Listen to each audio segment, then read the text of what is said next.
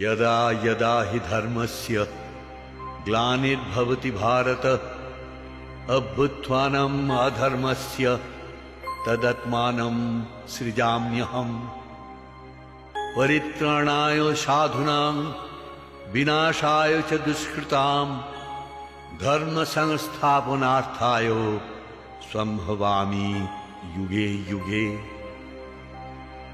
যখন ধর্মের নাশে হয়ে ওঠে গ্লানি, হিংসা দ্বন্দ্ব করে হানাহানি, তখনই আমার মহাজন্মের আবির্ভাবের লগ্ন করে সাধুর পরিত্রাণ হবে নিবারিতে মানুষের অপমান, পাপীর দুর্গ ভগ্ন।